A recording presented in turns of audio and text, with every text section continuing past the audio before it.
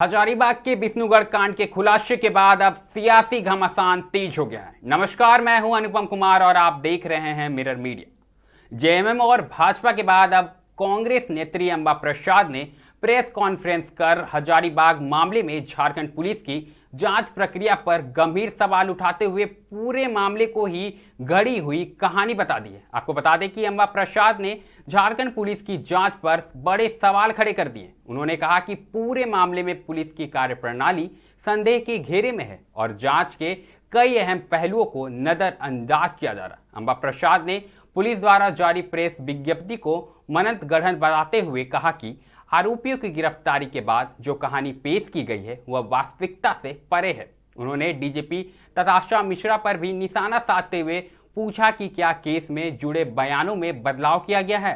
उन्होंने यह भी सवाल उठाया कि मामले में भीमराव जैसे नामों की भूमिका स्पष्ट क्यों नहीं की गई। अंबा प्रसाद ने दावा किया कि भीमराव का संबंध बीजेपी से है और इस संबंध में उन्होंने मीडिया के सामने कुछ तस्वीरें भी साझा की हैं जिनमें कथित तौर पर वह बीजेपी के कार्यक्रमों में शामिल होता नजर आ रहा।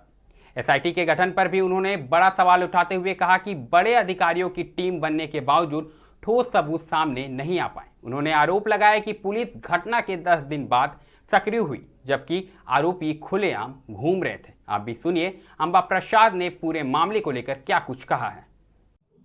बड़ा अजीब नहीं लग रहा आप लोगों को कि शुभ मुहूर्त तो बड़ा गड़बड़ा गया है, तो बड़ा ही अशुभ मुहूर्त में बलि हो गया भाई। अब आते हैं पैरा 6 पे। देखिए कितना कच्चा कहानी लिखे हैं लोग। अब आते हैं पैरा 6 पे।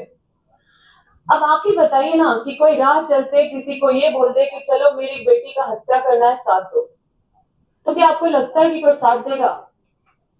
हाँ, तो 24 तारीख के शाम को 7 बजे से लेकर 9:30 बजे के बीच में अचानक रश्मि देवी उसकी छोटी बेटी का हत्या कराने के लिए भीमराव के पास जाती है और बोलती है कि हमको इसका बलि चढ़ाना है, आप साथ चलिए। और वो राजी भी हो जाता है और साथ में चला जाता है भक्ताइन के घर। कहां से लाते हैं ऐसा वाहियात कहानी? कोई विश्वास करेगा जी? ऐसा होता है? कभी सुने?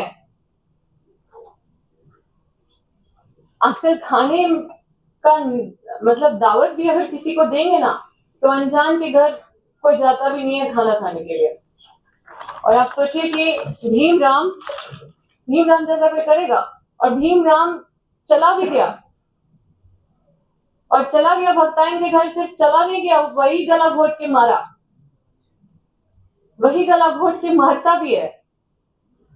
और उसके बाद पैरा 7 में लिखा हुआ है कि फिर पत्थर से भीमराव ने मृतिका का सर फोड़ दिया।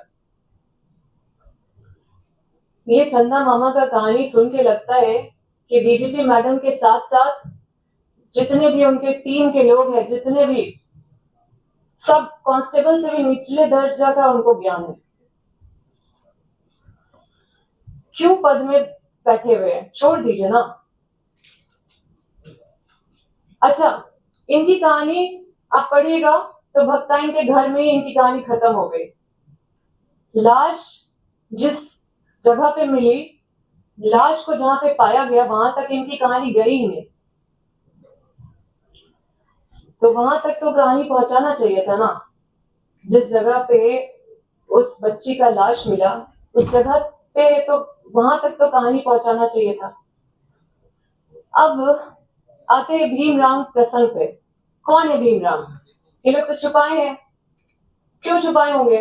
सोचिए जरा क्या कर रहे हैं। ये सारा पूरा प्रकरण से आप लोग समझ सकते हैं। तो मैं बताती हूँ कौन है भीमराव। भीमराव उस पूरे क्षेत्र का उसका दबदबा है। वो बीजेपी का नेता है और उस एरिया का अध्यक्ष है। और इसका और रेशमी देवी के बीच का माजरा भी वहां के लोग जानते हैं।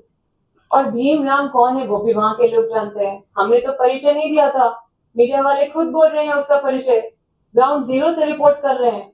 अब यहाँ पे ये लोग भी उसी तरह का कॉन्फिडेंस दिखा रहे हैं जैसा भीमराव कॉन्फिडेंस दिखा रहा था। तो एक चीज और कि 24 तारीख से लेकर 1 तारीख तक फॉरेंसिक का कोई भी टीम घटनास्थल के इर्द गिर्द भी नजर नहीं आया। और इसमें भी प्रेस रिलीज में भी नहीं लिखा हुआ है कि कोई फॉरेंसिक एविडेंस कलेक्ट किया गया। तो मृतिका का जो वजाइनल स्वैब होता है उसको ना मतलब उसको कलेक्ट किया गया या फिर उसको प्रोटेक्ट किया गया या डीएनए टेस्ट किया गया, तो इस पे तो कुछ भी जिक्र नहीं है और बोल देते हैं कि बलात्कार नहीं हुआ है। आप तो पॉस्को के इन्वेस्टिगेशन का मतलब एसओपी होता है पॉस्को इन्वेस्टिगेशन का, उसका तो आप धज्जी उड़ा रहे हैं, मोटिव का धज्जी उड़ा रहे हैं, आप साक्ष्य का धज्जी उड़ा रहे हैं। डीएनए टेस्ट किया ही नहीं होगा, नहीं तो लिखे होते हैं। अब देखिए विशुनगढ़ थाना के जो थाना प्रभारी है वो इंटरव्यू दे रहे हैं, आप लोग भी सुने होंगे कि बच्ची का प्राइवेट पार्ट में कोई छेड़छाड़ नहीं हुआ, बोले थे ना कि कुछ नहीं डाला गया। और यहाँ पे प्रेस रिलीज में आप देखिए कि लिखा हुआ है कि जो भक्ताइन है उसके प्राइवेट पार्ट में कॉलिंग स्टिक घुसा दी है जबरदस्ती।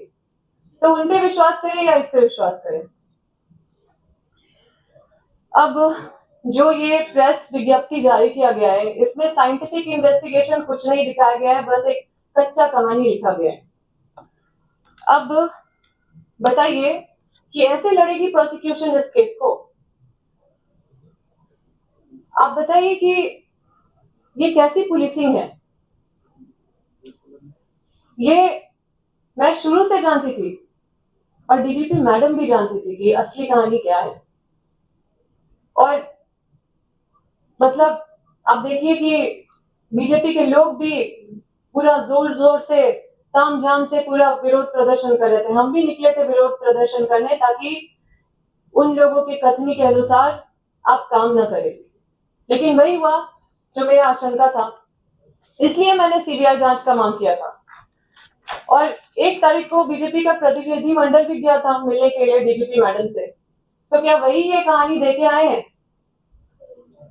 अब आप बताइए कि कौन रात्रि में मध्य रात्रि में डीजीपी मैडम कौन डीजीपी जाते हैं अनुसंधान करने के लिए, वो भी 10 दिन के बाद, और वहां पे होते हुए भी प्रेस कॉन्फ्रेंस में हिस्सा नहीं लेते। अच्छा एक और बात कि